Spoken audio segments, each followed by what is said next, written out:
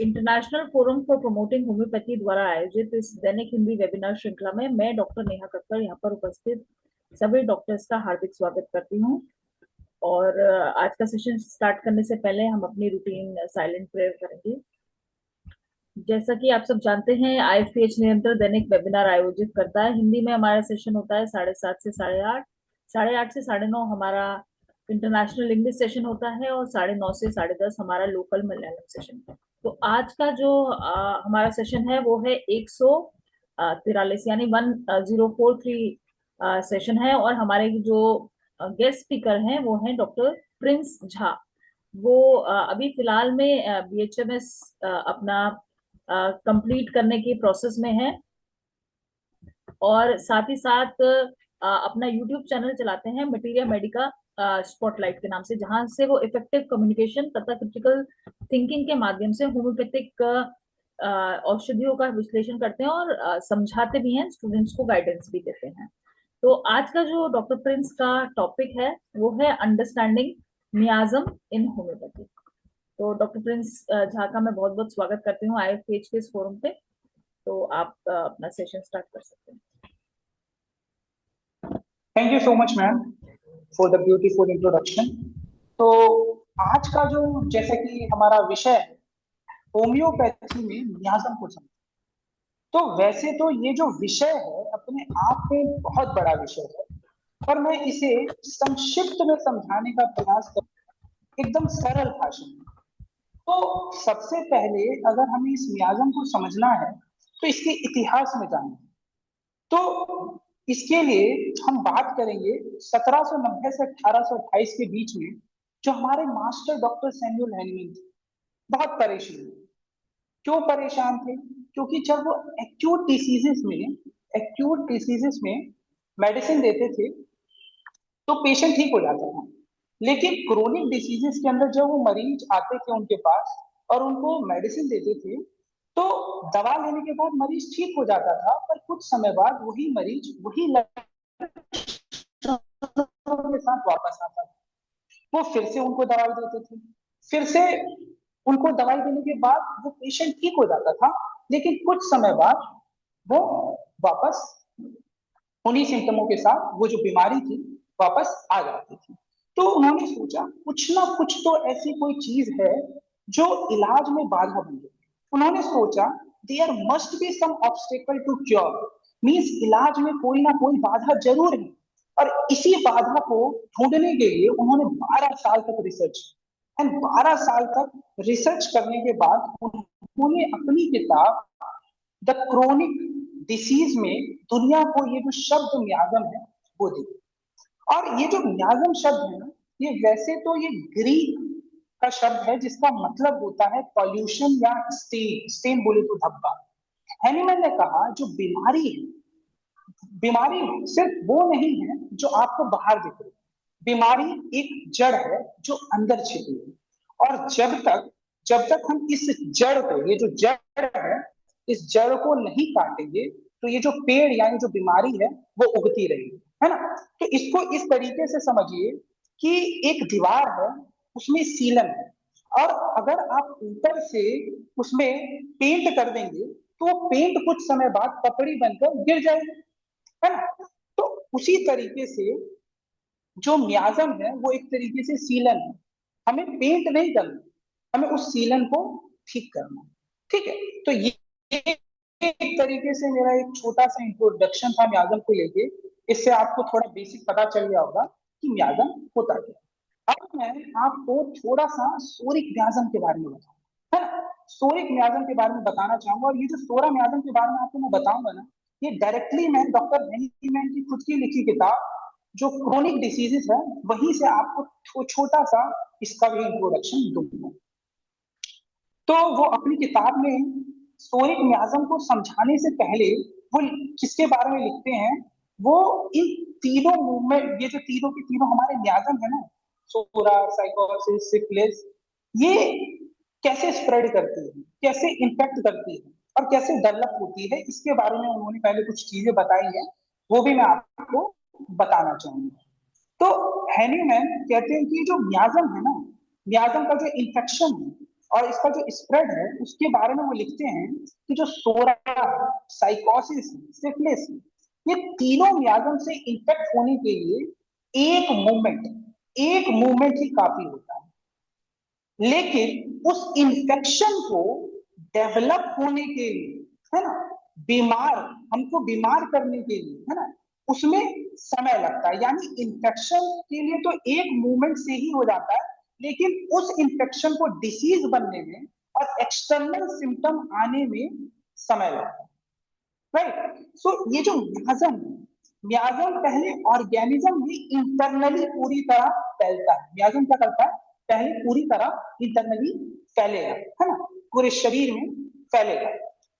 जब ये जो मियाजम है ऑर्गेनिज्म के अंदर पूरी तरह फैलता है, फिर ऑर्गेनिज्म अपने मोर वाइटल ऑर्गन्स को बचाने के लिए बीमारी को अपने शरीर के बाहरी, मींस लेसर इंपॉर्टेंट जो वाइटल ऑर्गन्स हैं उसकी तरफ धकेलती है। इस तरीके से जो बीमारी है उसको पैलिएट करने की कोशिश करती है, एक्सटर्नल सिम्टम डेवलप करती है, ताकि जो इंटरनल इकोनॉमी है उसमें थोड़ा रिलीफ पहुंच सके। तो जो एक्सटर्नल सिम्टम शरीर में सबसे कम खतरे वाली जगह यानी कहां पर आएंगे, स्किन पर आती है। और स्किन पर भी कहां पर, स्किन पर भी उस जगह पर जहां से, जिस जगह से नर्व से पहली बार टच होकर जो इन्फेक्शन है वो पूरी शरीर में फैला था, उस जगह पर। तो हेलीमैन के इस एक्सप्लेनेशन से तो आप ये समझ सकते हैं कि जो मियाजम है, इधर सोरा जो मियाजम है वो स्प्रेड कैसे हो रहा है। तो इन्फेक्टेड व्यक्ति से जो हेल्दी व्यक्ति है ना, स्वस्थ व्यक्ति है, उसके नर्व में टच होने से ये फैलता है, पूरे शरीर में भी ये नर्व के थ्रू ही फैलता है। अब इससे ये बात तो एक तरीके से आप कहें तो साफ हो जाती है कि जो वेंट्रल मियाजम है, या जो हम कहें साइकोसिस और सिफिलिस की अगर हम बात करें, क्योंकि मियाजम भी दो में क्लासिफाई है, एक वेंट्रल मियाजम होते हैं, एक नॉन वेंट्रल, इसमें सोरा आता है। तो अगर मैं किसकी बात करूं, वेंट्रल मियाजम की बात करूं, यानी साइकोसिस और सिफिलिस की बात करूं, तो उसमें भी एक्सटर्नल सिम्टम दिखते हैं, है ना। तो उसमें क्या दिखेगा, साइकोसिस है, फिगबॉट दिखेगा, शेंकर दिखता है सिफिलिस में। तो सिर्फ जो सुपरफिशियल इरप्शन, अगर अगर स्किन के जो इरप्शन है वो, उसकी अगर हम बात करें, तो मियाजम की इंटरनल इकोनॉमी में फैलने के बाद ये एक्सटर्नल स्किन के मैनिफेस्टेशन आए। ठीक है, ये इस शंकर या फिगबॉट कब अपीयर हुआ, जब वो मियाजम इंटरनल इकोनॉमी में फैल चुका है। ये बात समझ में आई अभी तक, है ना। ये चीज तो क्लियर है कि इंटरनल इकोनॉमी में ये मियाजम फैलने के बाद ये जो फिगबॉट या जो शंकर दिख रहा है इन जनरल मियाजम के मैनिफेस्टेशन में, ये कब दिख रहा है, जब ये पूरी तरह मियाजम हमारे शरीर में फैल चुका है। और ये जो फिगबॉट या शंकर, ये कहां पर अपीयर हुए हैं, उस जगह पर अपीयर हुए हैं जहां से पहली बार कांटेक्ट होने से इंफेक्शन पूरे शरीर में फैला है। इसलिए ये सोचना कि इसे जल्द से जल्द ठीक करना है, जो कि उस समय सोचा जाता था, इस शंकर को जल्द से जल्द खत्म करना है, नहीं तो जो इससे जो पॉइजन निकलेगा वो पूरे शरीर में फैल जाएगा, पूरे शरीर में फैल जाएगा, पूरे शरीर में फैल जाएगा। ये चीज एक तरीके से मूर्खता है, इसको कहा जाए, क्योंकि ऑलरेडी जब ये अपीयर हुआ है वो पूरे शरीर में फैल चुका। ठीक है, तो उस समय के लोग क्या करते थे, इनको क्या करते थे, इनको सप्रेस करने की कोशिश करते थे, शंकर को खत्म करने की कोशिश करते थे, और इससे जो डिसीज है वो इंटरनल इकोनॉमी में फैलने लगती थी और मोर इंपॉर्टेंट ऑर्गन पर अटैक करने लगती थी। इसी तरह जो सोरा मियाजम के लिए भी समझा जा सकता है कि जो इचिंग इरप्शन है वो सिर्फ स्किन डिसीज है ना। सोरा मियाजम में भी क्या होता है, इच, तो इच को हम समझ सकते हैं कि एक तरीके से स्किन डिसीज है, सुपरफिशियल है, और इसका इंटरनल इकोनॉमी से कोई लेना देना नहीं। तो बट ये एक तरीके से क्या है, फॉल्स एडप्शन है। ठीक है, और इसी वजह से कई सालों तक इन बीमारियों को गलत तरीके से इलाज करके सप्रेस करने की वजह से ही ये जो बीमारियां हैं जड़ से खत्म नहीं, बल्कि ये और कॉम्प्लिकेट होती है। और इस तरीके से अगर हम बात करें कि ये जो इंटरनल डिसऑर्डर होता है। ये मियाजम जब पूरी बॉडी में जब आपके फैलेंगे तो ये क्या करेंगे, पहले तो जो बीमारी थी वो कहाँ पर थी, लेस इंपॉर्टेंट ऑर्गन यानी हमारी स्किन पर थी। बट इसको गलत तरीके से सप्रेस करने की वजह से क्या हुआ, ये हमारे कहाँ पर जाने लगी, हमारे शरीर में फैलने लगी, हमारे मोर वाइटल ऑर्गन तक फैलने लगी। इस तरीके से तो क्योर हो नहीं सकता है, तो आखिर करना क्या है। तो उसके लिए भी हैनीमैन सर बताते हैं कि आखिर हमें करना क्या है, हम कैसे इस डिसीज को हम क्योर कर पाएंगे, स्किन की डिसीज भी ठीक हो जाए और हमारा जो इंटरनल डिसऑर्डर है वो भी ठीक हो जाए। इसके लिए डॉक्टर हैनीमैन कहते हैं सीजेंट कॉजा सीजेंट इफेक्टस, यानी कॉज को मिटाओ, है ना, यानी कॉज को मिटाओ, उसका इफेक्ट भी इवेंचुअली मिट जाएगा। मतलब मैंने कहा कि अगर ये सवाल उठता है ना कि हमें अगर स्किन डिसीजेस को, अगर हमें स्किन डिसीजेस को हटाना है ना, और हमें इंटरनल डिसऑर्डर को भी हटाना, हम कैसे हटाएंगे, तो उसके लिए डॉक्टर हैनीमैन सर क्या कह रहे हैं, कह रहे हैं सीजन कॉजा सीजन इफेक्टस, यानी कि कॉज को मिटाओ, उसका जो इफेक्ट है वो इवेंचुअली मिट जाएगा। इसको ऐसे समझिए कि डॉक्टर हैनीमैन समझाते हैं कि ये external skin eruption internal disease का एक तरीके से विकेरियस मैनिफेस्टेशन, विकेरियस मैनिफेस्टेशन यानी ओरिजिनल डिसीज का एक सब्स्टिट्यूट, क्या है, एक सब्स्टिट्यूट।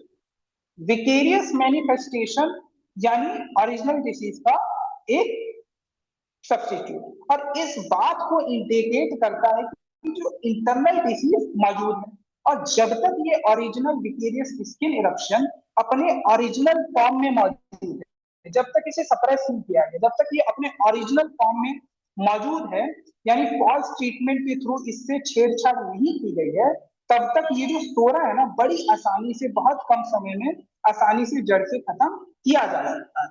लेकिन लेकिन हमारे इस इरप्शन को मामूली इच समझकर ऑइंटमेंट लगाकर इसे सप्रेस कर दिया जाता है, तो ये जो सोरा मियाजम है अब अंदर की तरफ जाने लगता है, फैलने लगता है, और ये जो प्राइमरी मैनिफेस्टेशन के सप्रेशन के बाद अपने सेकेंडरी सिम्टम को पैदा करता है। तो पहले तो सोरा मियाजम में मामूली इच था, उसके ऊपर हमने ऑइंटमेंट लगा दिया, उसे सप्रेस कर दिया, तो पहले तो प्राइमरी मैनिफेस्टेशन, अगर उस केस में ही हमने पकड़ लिया होता तो सोरा मियाजम आसानी से हट जाता, आसानी से एलिमिनेट हो जाता। बट उस समय पर जनरली, उस समय पर हम जनरली अगर आप प्रैक्टिकली बात करें तो पॉसिबल नहीं होता। पेशेंट जब भी आता है वो उसको सप्रेस करने के बाद आता है, उस पर ऑइंटमेंट लोशन वगैरह लगाने के बाद आता है। तो जब ऑइंटमेंट लोशन लगाने के बाद जब सोरा मियाजम सप्रेस हो जाता है, उसके बाद प्राइमरी मैनिफेस्टेशन के सप्रेशन के बाद क्या पैदा होता है, सेकेंडरी सिम्टम्स पैदा होते हैं। और ये जो सेकेंडरी इरप्शन जो कि प्राइमरी मैनिफेस्टेशन के सप्रेशन के कारण है, ये कोई अलग बीमारी नहीं, इसका उस इरप्शन से कोई, लोगों को लगता है कि ये जो सेकेंडरी जो मैनिफेस्टेशंस आई हैं उसका उस प्राइमरी मैनिफेस्टेशन के से कोई लेना देना नहीं है, बल्कि ऐसा नहीं होता, उससे है, अभी आगे हम बात करें, जिसका उस इरप्शन से कोई लेना देना नहीं है। बट बहुत एक तरीके से हमें पहचानना तो आना चाहिए ना, कि हमें पता कैसे चलेगा कि ये जो सेकेंडरी सिम्टम है ये उस प्राइमरी मैनिफेस्टेशन से रिलेटेड है कि नहीं है। इसके लिए डॉक्टर हैनीमैन बहुत अच्छा, बहुत साफ साफ शब्दों में वो बताते हैं कि उन्होंने ऑब्जर्व किया है कि जब स्किन इरप्शन सबको सप्रेस किया जाता है तो वो किसी ना किसी सीवियर क्रोनिक एलिमेंट से सफर करने लगते हैं। मतलब किसी पेशेंट के अंदर अगर स्किन डिसीज को सप्रेस किया गया है तो वो किसी ना किसी क्रोनिक एलिमेंट से सफर करने लगते हैं, और ये क्रोनिक एलिमेंट सालों साल रहने वाले जिद्दी एलिमेंट बन जाते हैं। लेकिन जब पेशेंट की इंटरनल इकोनॉमी दोबारा से संघर्ष करती है और दोबारा से उसको बाहर की तरफ धकेलने, यानी जब उस स्किन इरप्शन को दोबारा, वो जो स्किन इरप्शन है दोबारा से अपीयर होता है बाहर की तरफ, जब वो स्किन इरप्शन क्या होगा, दोबारा की तरफ जब हमारी बॉडी दुबेगी वो स्किन इरप्शन दोबारा बाहर की तरफ आने की कोशिश करेगा, आएगा, तो आश्चर्यजनक रूप से वो जो क्रोनिक एलिमेंट्स शुरू हुए थे वो खत्म हो गए। जो क्रोनिक एलिमेंट्स जो कि बहुत जिद्दी थे, जो कि उस प्राइमरी मैनिफेस्टेशंस के सप्रेशन के कारण शुरू हुए थे, फिर जब हमारी बॉडी ने दोबारा से संघर्ष करके दोबारा से जो बीमारी है उसको सरफेस पे लाने की कोशिश की, तो जब दोबारा से वो इरप्शंस आए, जो सेकेंडरी इरप्शंस आए, है ना, तो वो पेशेंट आपको बता दो, वो जो जिस क्रोनिक बीमारी से जूझ रहा था वो अचानक से खत्म हो गया, आश्चर्यजनक रूप से वो वैनिश हो गया, खत्म हो गया। तो ऐसा उन्होंने एक नहीं बल्कि अनेक पेशेंट का ऑब्जर्व किया। इससे इस बात की पुष्टि हो जाती है कि जो प्राइमरी इरप्शन के बाद आने वाले जो सेकेंडरी इरप्शन थे वो उसका और इसका सीधे सीधे संपर्क है। ठीक है, तो इससे ये चीज तो समझ में आ जाती है। तो अब अगर हम बात करें सोरा के प्राइमरी मैनिफेस्टेशन की, तो उसके बारे में डॉक्टर एक और बहुत इंपॉर्टेंट बात कहते हैं। वो कहते हैं कि हम जानते हैं कि सिफिलिस और साइकोसिस की जो इरप्शन होते हैं, सिफिलिस और साइकोसिस के इरप्शन की अगर हम बात करें, तो क्या सिफिलिस और साइकोसिस के इरप्शन की बात करें, यानी शंकर और पिगवॉट की अगर हम बात कर रहे हैं, वो लाइफ लॉन्ग तक ऐसे ही बने रहते हैं यदि उन्हें गलत ट्रीटमेंट द्वारा छेड़ा ना जाए। लेकिन जो सोरा है, सोरा के जो अगर मैं प्राइमरी इच इरप्शन की बात करूं, उनकी टेंडेंसी ऐसी नहीं है ना, उनकी टेंडेंसी ऐसी नहीं होती, क्योंकि कई बार ये दूसरे कारणों से भी आसानी से सप्रेस हो जाता है ना। ये इन्होंने अपनी क्रोनिक डिसीज की जो किताब है हेलमैन सर ने, उसमें लिखा है कि उनके साथ ऐसा नहीं होता, बट जो सोरा के जो प्राइमरी मैनिफेस्टेशन, प्राइमरी इरप्शन होते हैं, वो आसानी से दूसरे कई कारणों से भी सप्रेस हो जाते हैं। इसीलिए जब तक पेशेंट के अंदर प्राइमरी इरप्शन प्रेजेंट हैं, तो फिजिशियन को उसे बिना समय गवाए उसको जल्द से जल्द करेक्ट एंटीसोरिक रेमेडी के थ्रू क्योर कर देना चाहिए, क्योंकि अगर इरप्शन एक बार हाथ से फिसल गया तो केस कॉम्प्लिकेटेड हो जाएगा।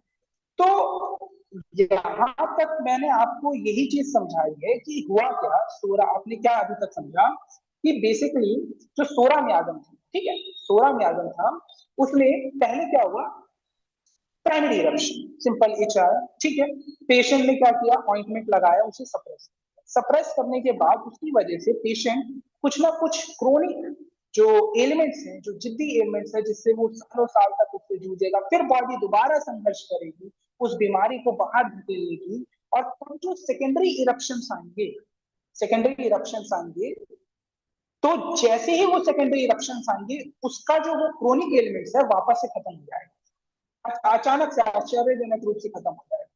तो उस सेकेंडरी इरप्शन को हम पहचान सकते हैं कि ये जो सेकेंडरी स्किन इरप्शन है और वो जो प्राइमरी स्किन इरप्शन था, उनका सीधा सीधा कनेक्शन। ठीक है, तो अभी तक हमने इसी की बात की है, और आगे इन्होंने यही बताया अपनी इस किताब में सोरा म्यागम के बारे में कि साइकोसिस और सिफिलिस के जो स्किन इरप्शन है, शंकर और पिगवॉट, ये दोनों तो सालों साल तक ये अपने आप सप्रेस नहीं होते, बट अगर हम सोरा के प्राइमरी मैनिफेस्टेशन की बात करें तो ये अपने आप ही सप्रेस हो जाती है।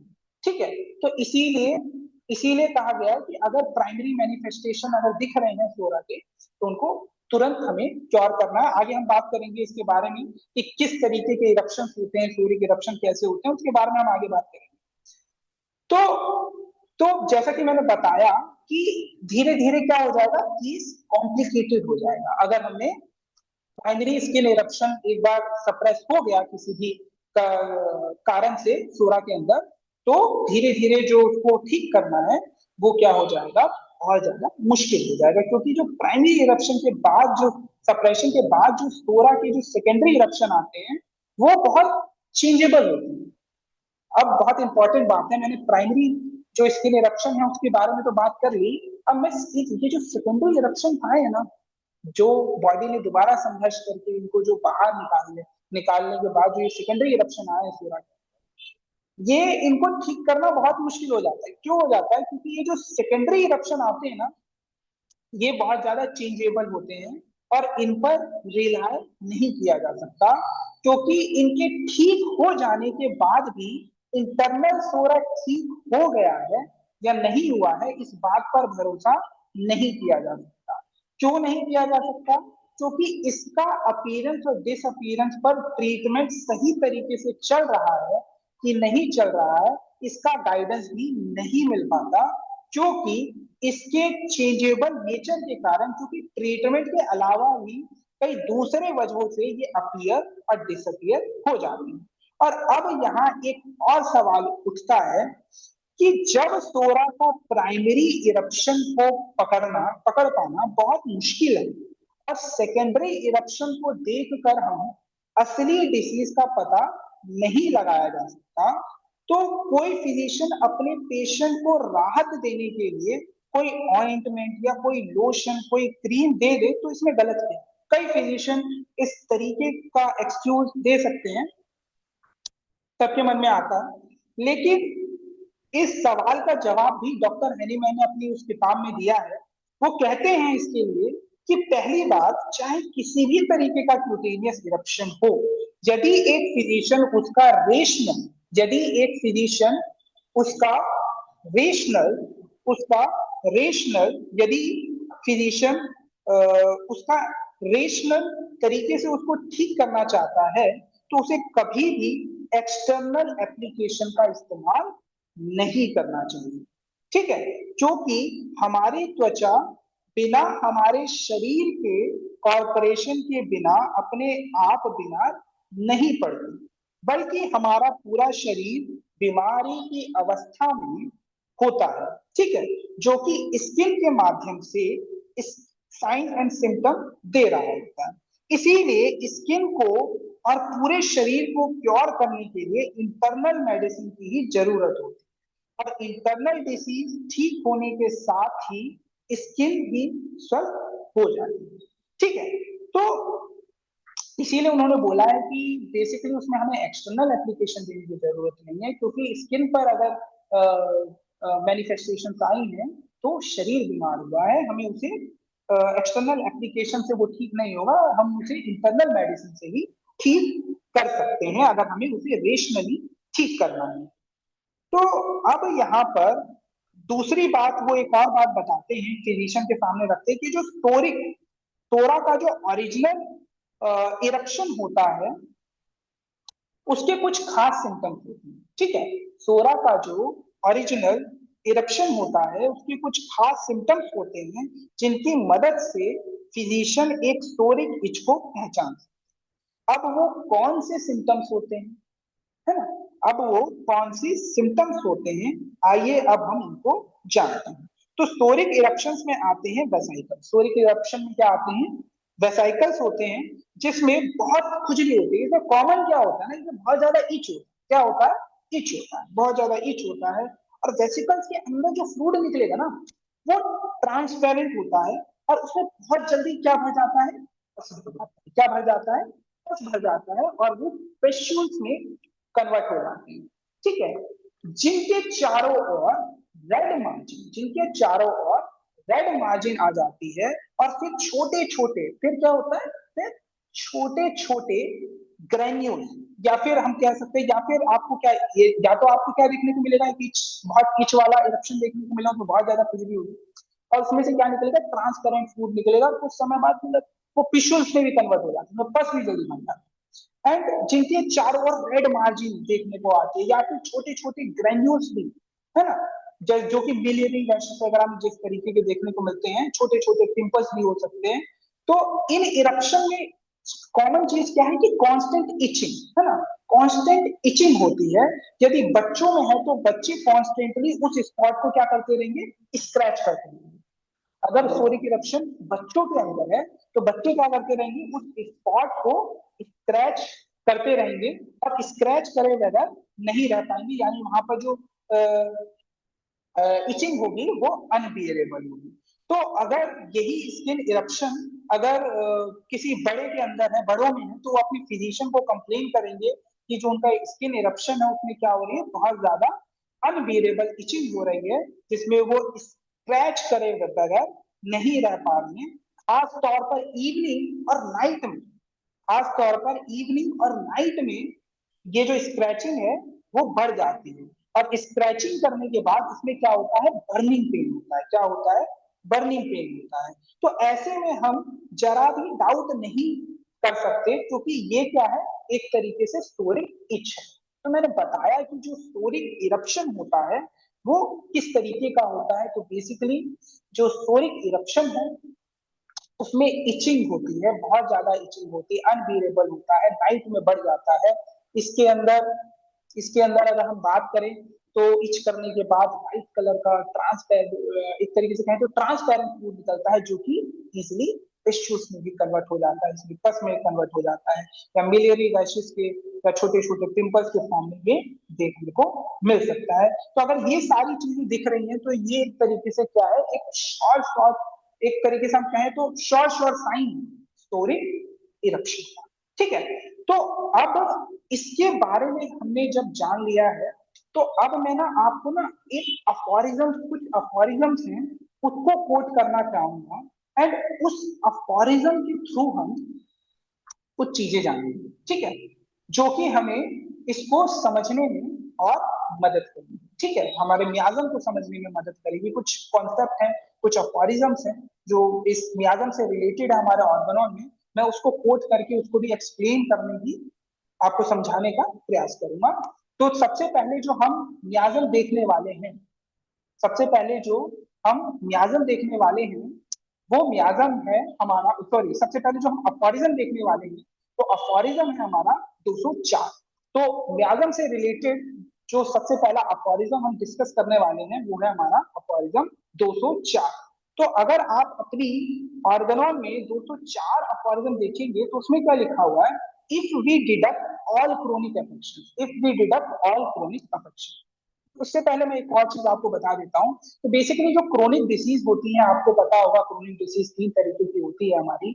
एक होता है हमारा सूडो क्रोनिक डिसीज, या फिर जिसे हम इनअप्रोप्रिएटली टर्म क्रोनिक डिसीज भी कहते हैं। दूसरी होती है हमारी आपकी आर्टिफिशियल क्रोनिक डिसीज, और तीसरी होती है हमारी ट्रू नेचुरल क्रोनिक डिसीज। ठीक है, तो सूडो क्रोनिक डिसीज या फिर इनअप्रोप्रिएटली टर्म क्रोनिक डिसीज की अगर मैं बात करूं तो ये वो डिसीजेस होती हैं जो कि जीवन की जो मूलभूत चीजें हैं, है ना, जो आवश्यक चीजें हैं, अगर उसके अभाव में रहने की वजह से अगर कोई व्यक्ति बहुत लंबे समय तक उसके उस चीज के जो मूलभूत चीजें हैं उसके अभाव में जी रहा है ना, तो उसकी वजह से ये डिसीज जो डेवलप होती है, और अगर वो जो अभाव है उसको दूर कर दिया जाए तो बिना मेडिसिन के भी वो जो बीमारी है वो चली जाएगी, उसको हम बोलते हैं सूडो क्रोनिक डिसीज। आसान भाषा में यही होती है सूडो क्रोनिक डिसीज।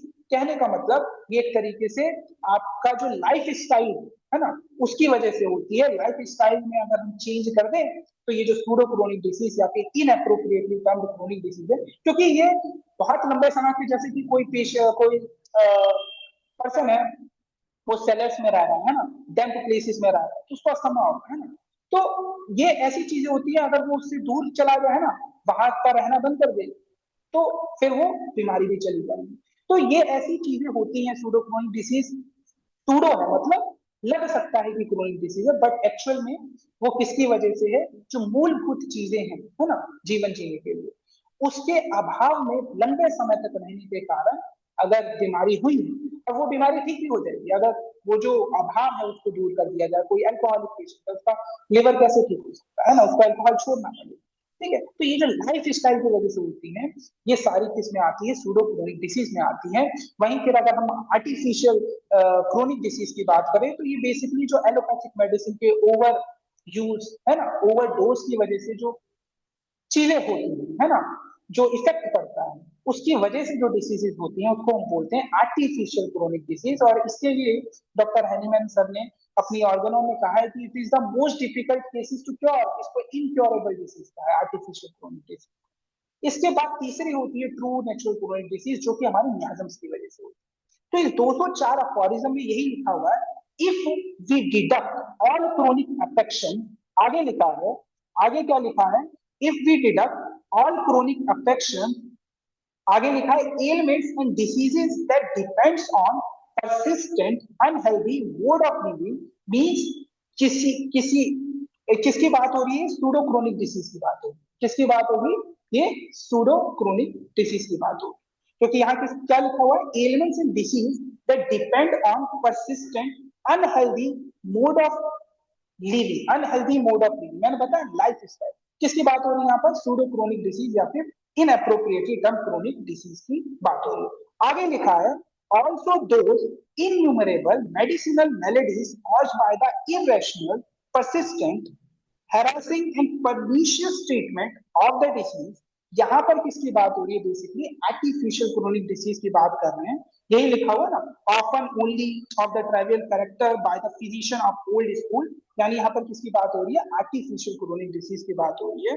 तो ये कह रहे हैं इफ वी रिड्यूस, मतलब अगर हम आर्टिफिशियल क्रोनिक डिसीज को हटा दें, आर्टिफिशियल क्रोनिक डिसीज को हटा दें और जो सूडो क्रोनिक डिसीज को हटा दें, फिर जो हमारे पास बचा, हमारे पास क्या बचा? हमारे पास ट्रू नेचुरल क्रोनिक डिसीज बचा।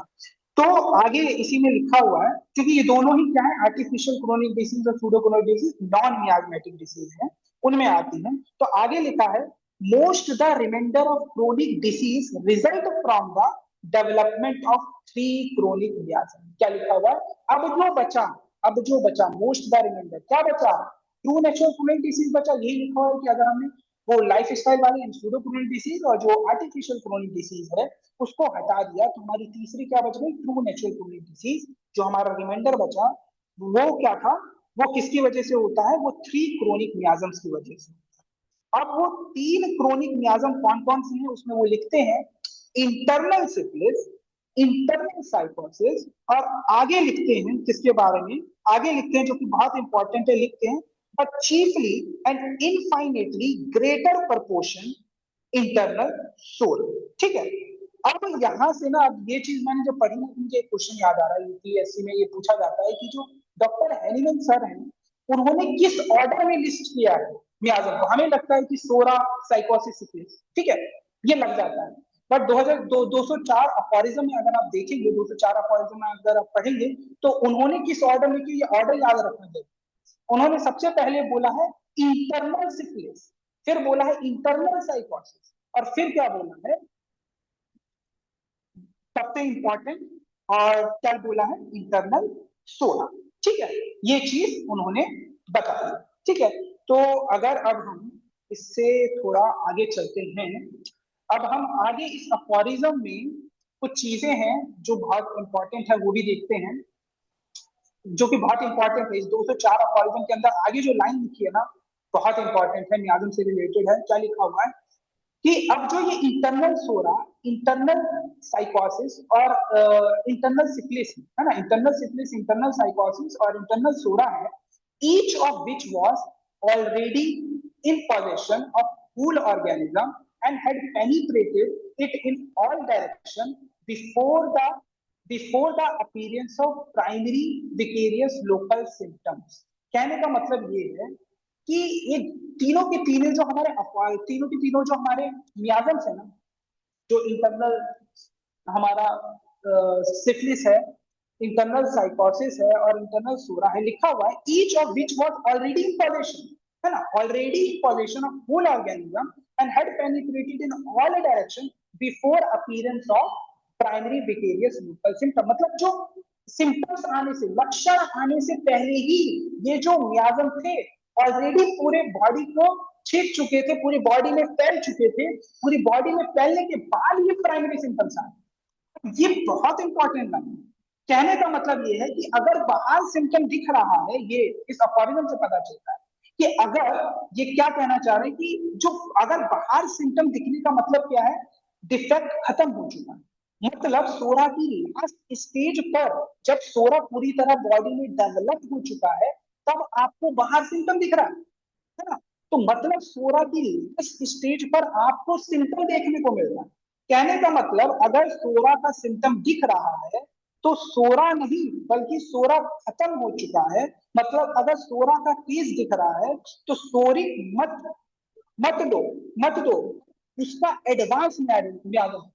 तो एक डॉक्टर विजयकर सर थे, वो इसीलिए कहते थे कि अगर सोरा का मैनिफेस्टेशन दिख रहा है तो सोरा नहीं देना बल्कि एडवांस मियाजम पकड़ के वो बात यहीं से आएगी, क्योंकि लिखा हुआ ना कि ईच ऑफ विच 204 अफॉरिज्म में देखिए, each of which was already in position of whole organism had penetrated it in all directions before the appearance of primary vicarious local symptom. अब primary vicarious local symptom क्या हो, जैसे सोरा के case में स्केबियस eruption होंगे, है ना, सिफिलिस के केस में शंकर और बुबो होगा, साइकोसिस के केस में क्या होगा, कॉन्डाइलोमाइटा होगा। तो वो जब आए, यही चीज हमने अभी हैनीमैन सर की जो क्रोनिक डिसीज वाली किताब है उसमें भी उन्होंने लिखा है कि सिम्टम बाहर आने से पहले ही वो मियाजम पूरी तरह बॉडी में फैल चुका है। ठीक है, ठीक है, ये चीज हमें समझनी है।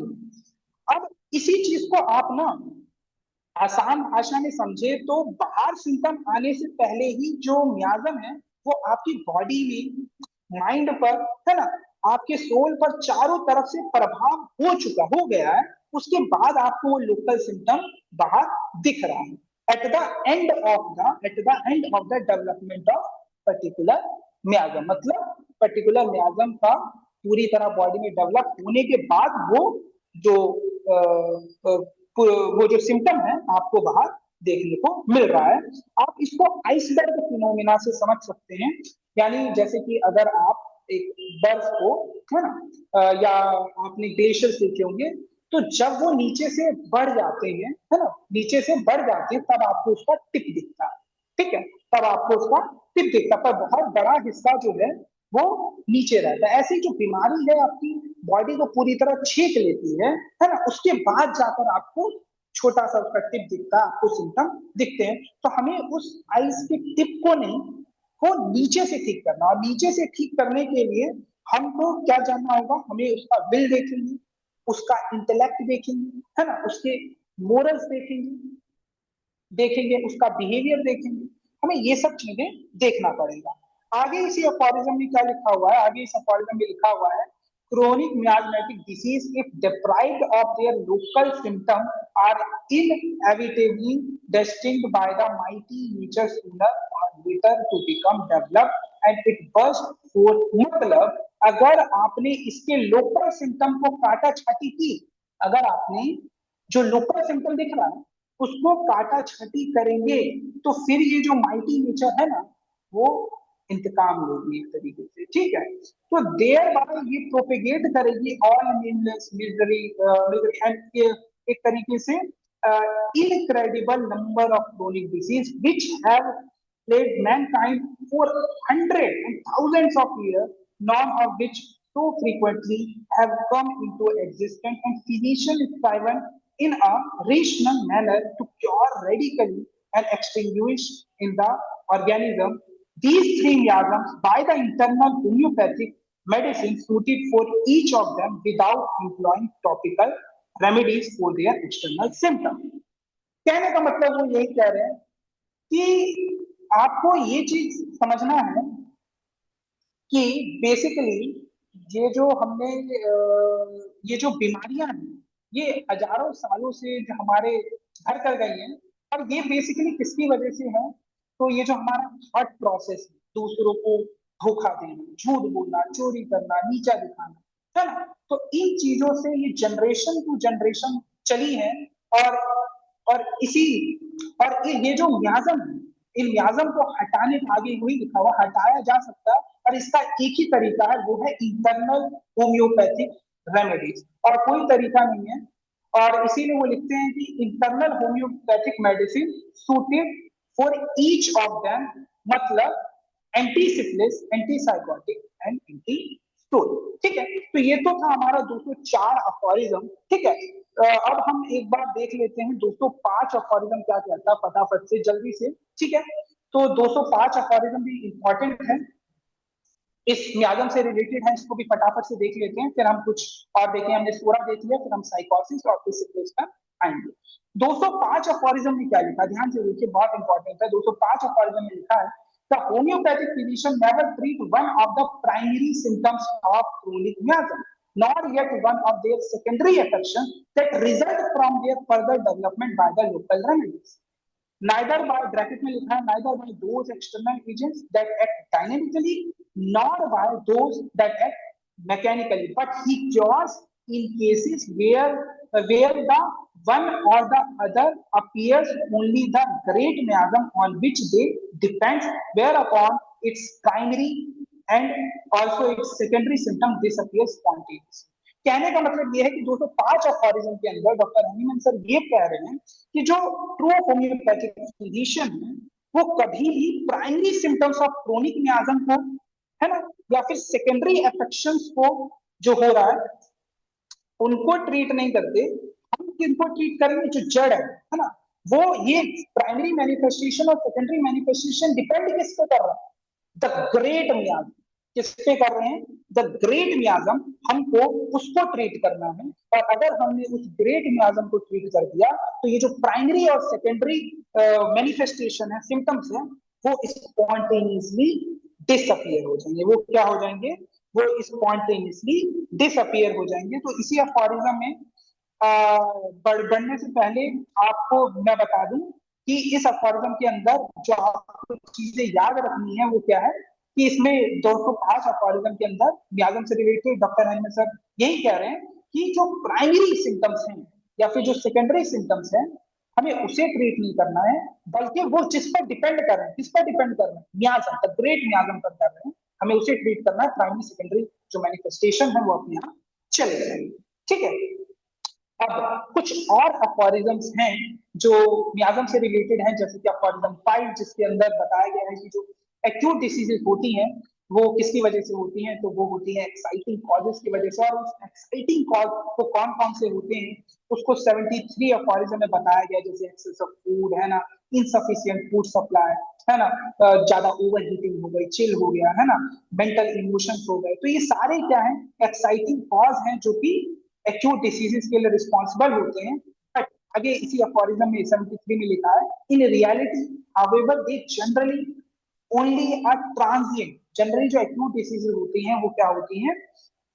Transient explosion of latent psora which spontaneously वापस से वो डॉर्मेंट इनएक्टिव स्टेट पर आ जाती हैं अगर डिसीज ज्यादा वायलेंट नहीं। ठीक है, इसके बाद फिफ्थ अफोरिज्म के अंदर ही क्रोनिक डिसीजेस का कॉज, फंडामेंटल कॉज को बताया है। और फंडामेंटल कॉज जनरली क्या है? हमारे क्रोनिक मियाज्म।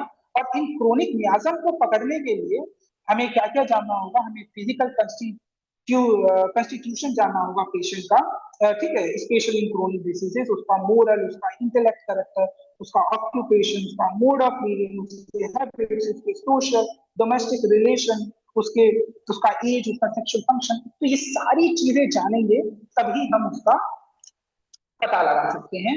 ठीक है, इसके बाद अब अगर हम इसकी बात करें, अब हम थोड़ा सा ना जो मियाज्म है उस पर आते हैं एक एक करके, सोरा, साइकोटिक और सिफिलिटिक। तो मेनली अब हम आगे जो डिस्कशन होगा हमारा साइकोसिस मियाज्म पर होगा, इसको फटाफट से देख लेते हैं।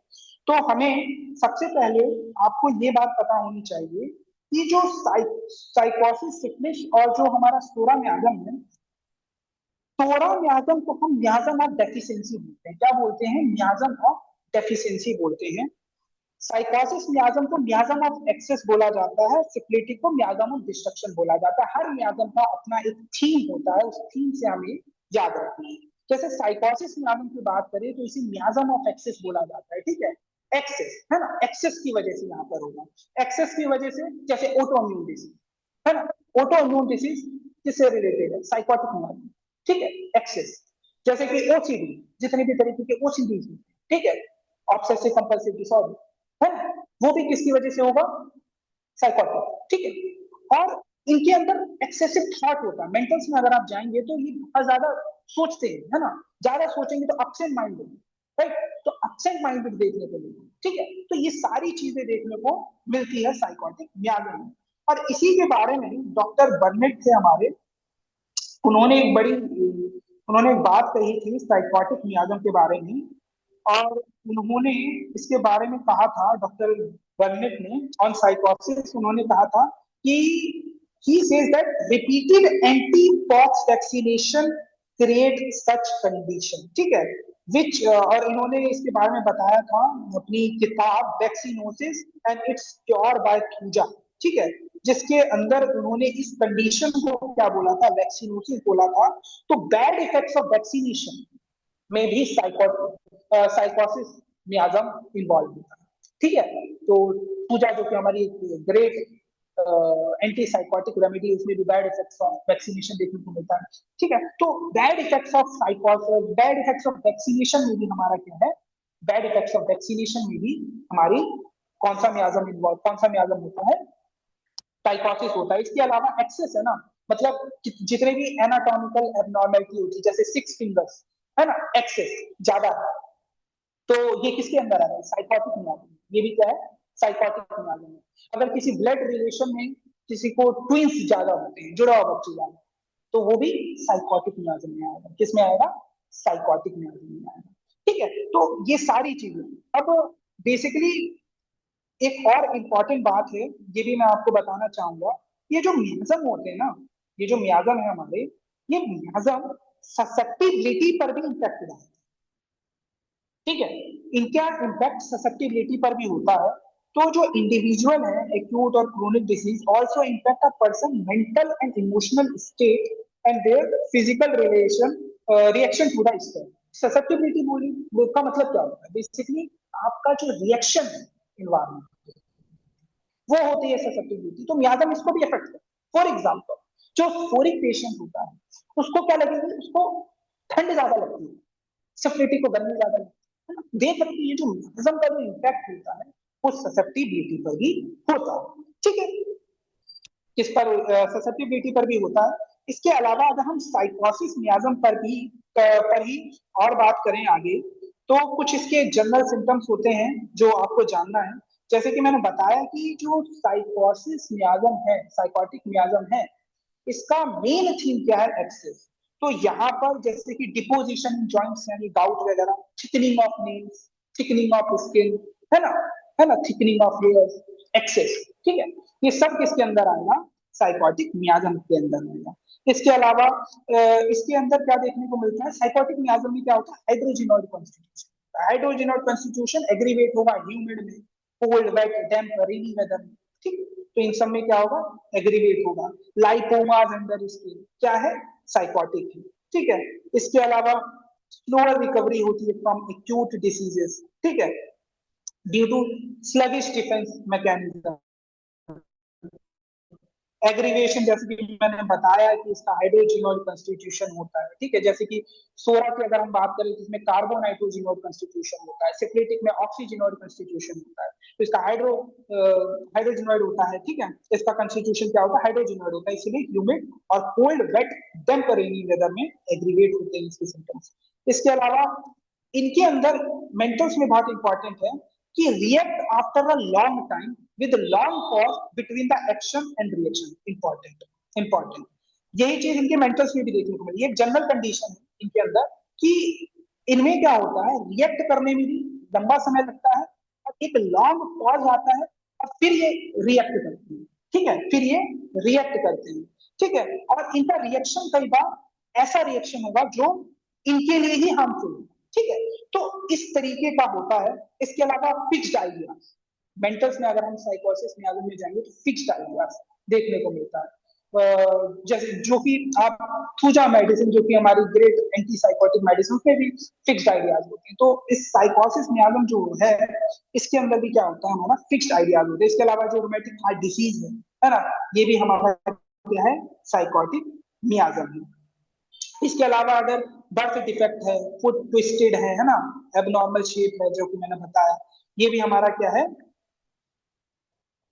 साइकोटिक मियाजम के अंदर आता है। इसके अलावा अगर हम पीआईडी की बात करें, ठीक है, इसके अलावा पीआईडी हो गया, इसके अलावा रोमेटिक डायथिसिस वगैरह हो गए, ठीक है, और और इंसोम्निया, स्लीपलेसनेस और रेस्टलेस स्लीप, है ना, ये एक इंपॉर्टेंट फीचर होता है साइकोसिस का। क्या क्या, insomnia, sleeplessness and restless sleep, ठीक है।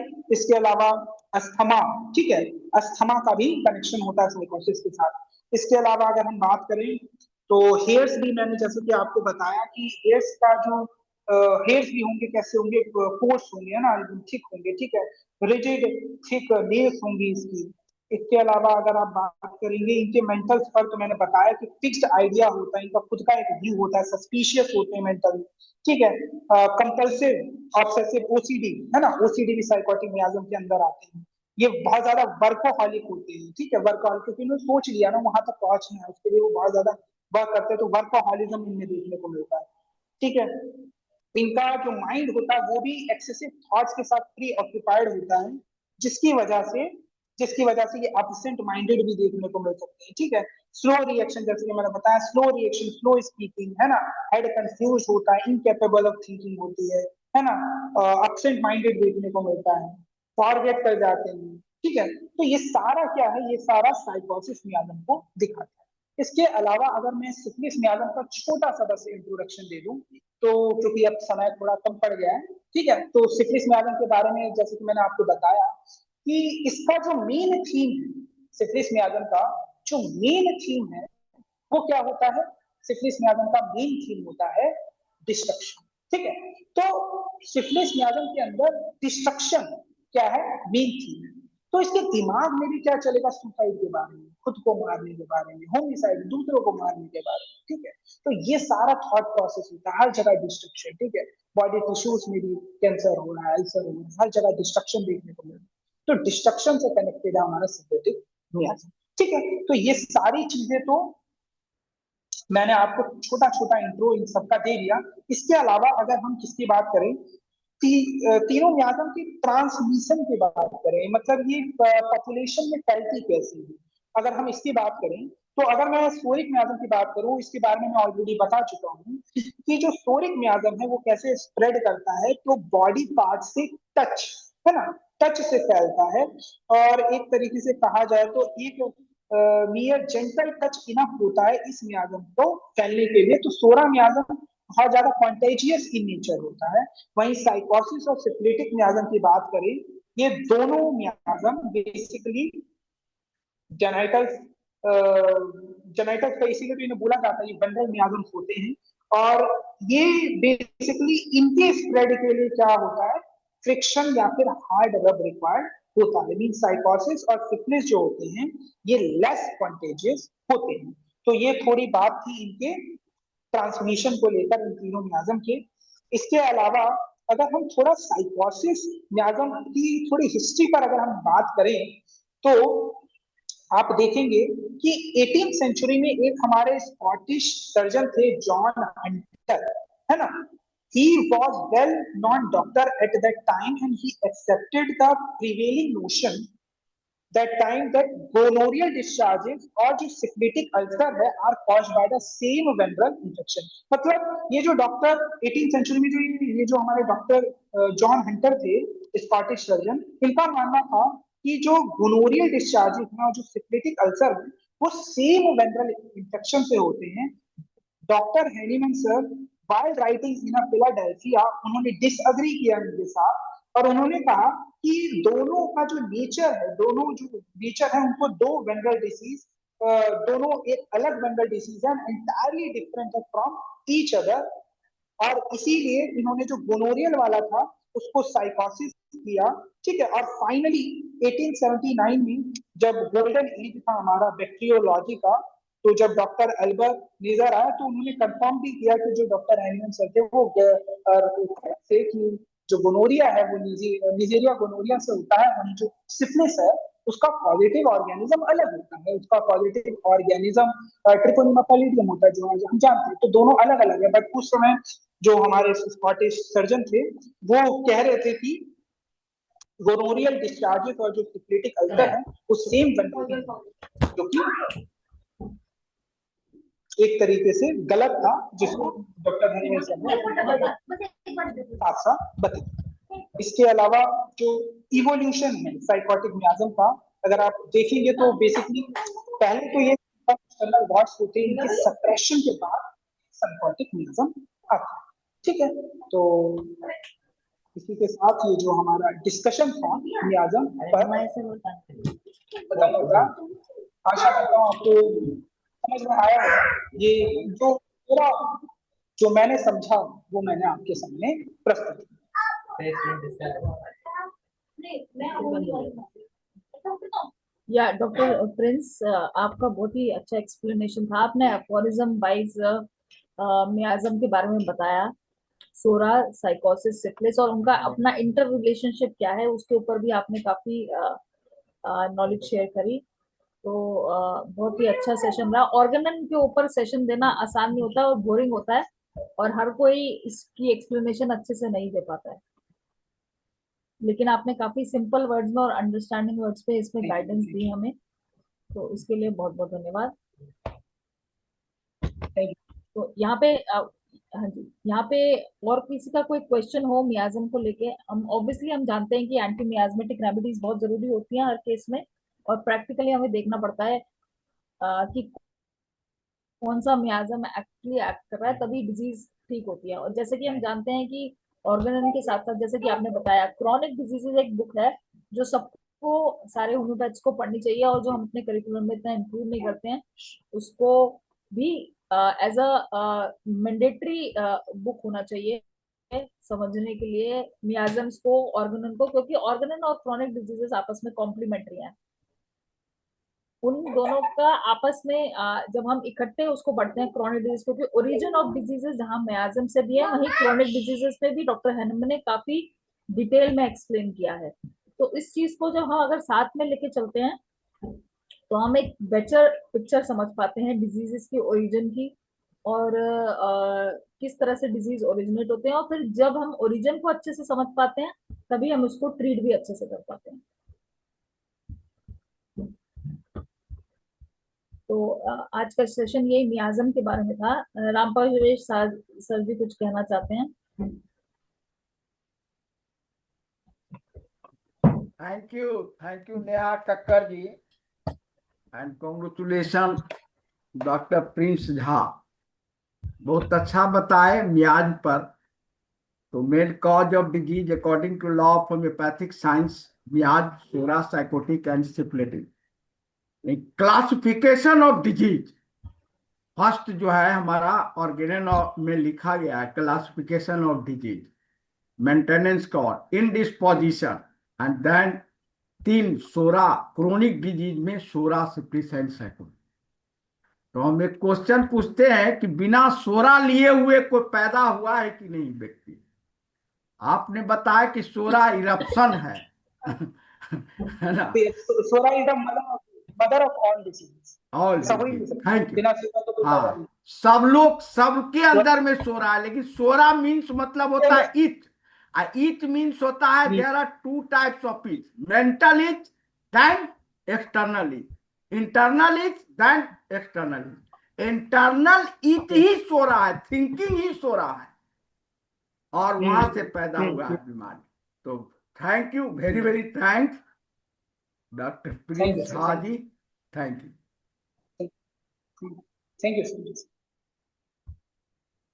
तो ये हमारा सेशन था आज मियाजम्स के ऊपर, और आशा करती हूँ आगे भी डॉक्टर प्रिंस इसी तरह के और नॉलेजेबल सेशन लेके आएंगे, और कुछ हमारे साथ केसेस भी शेयर कर सकते हैं इस टॉपिक के ऊपर कि किस तरह से यहाँ पे सोरा, साइकोसिस, सिफिलिस या फिर मिक्स्ड मियाज्म अगर आता है तो किस तरह से हम उस केस में आगे बढ़ सकते हैं। तो आज के हमारे हिंदी सेशन का टाइम ऑलमोस्ट ओवर हो गया है यहाँ पे। बहुत बहुत धन्यवाद डॉक्टर प्रिंस झा का आज के सेशन के लिए। धन्यवाद। तो अब मैं अपने इंग्लिश सेशन की ओर आगे बढ़ते हुए मैं हैंड ओवर करती हूँ सेशन डॉक्टर विजय बिंदुराज को। धन्यवाद।